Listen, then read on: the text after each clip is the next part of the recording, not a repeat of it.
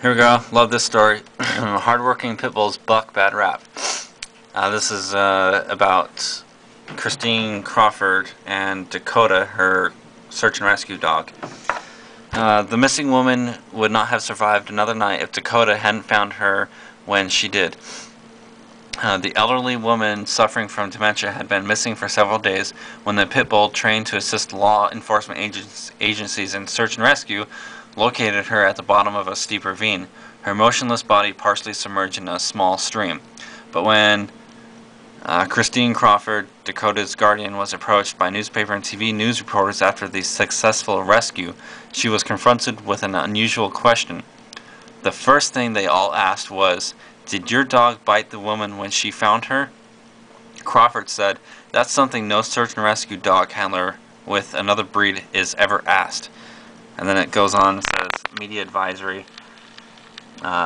They've been called killers and yet monsters in the media, yet thousands of beloved pit bulls live peacefully with families across the country.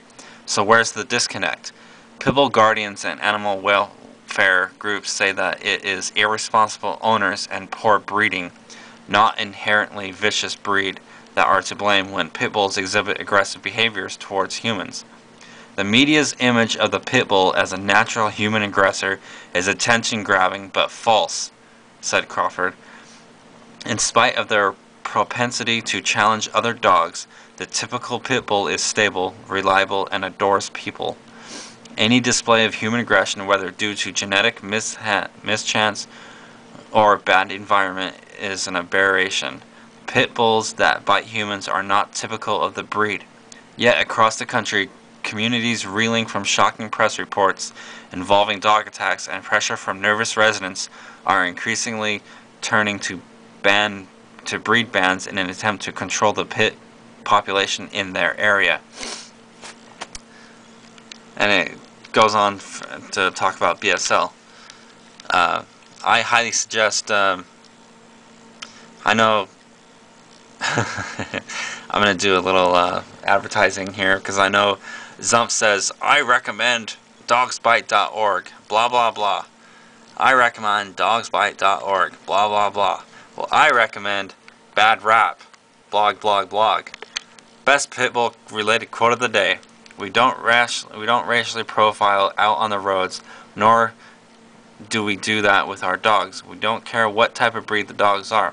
Steve Gardner of Washington State Patrol, about the pit bulls that work as drug detection dogs in their canine unit.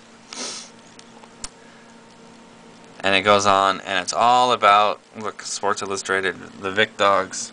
Oh, little happy dogs. And I love this quote right here. Two choices. You can feed into the fear-mongering media frenzy and stay a scared little bitch for the rest of your life. Or, two, you can really educate yourself about the breed by talking to veterinarians, animal behaviorists, dog trainers, and Bad Rap. The ball's in your court. So, are you going to go with Zumpf that you can't comment back on him, you can't email him, and you basically can't defend anything, and he throws all the statistics against you and says all these pit bulls, elots, or says that the dog attacked, all dog attacks have a reason behind it, blah blah blah. Or are you going to go to dogsbite.org, to where it just has pit bulls as dogs bite, even though the website says dogs, plural, dogsbite.org, even though it talks about one specific type of dog? Or are you going to go to badrap.org? We think too much, so our dogs don't have to. Mind you, this is the same organization that brought in those Michael Vick dogs, and they rehabbed them, and I think they got 10 of them, and I think like 8 of them got adopted out already. So yeah.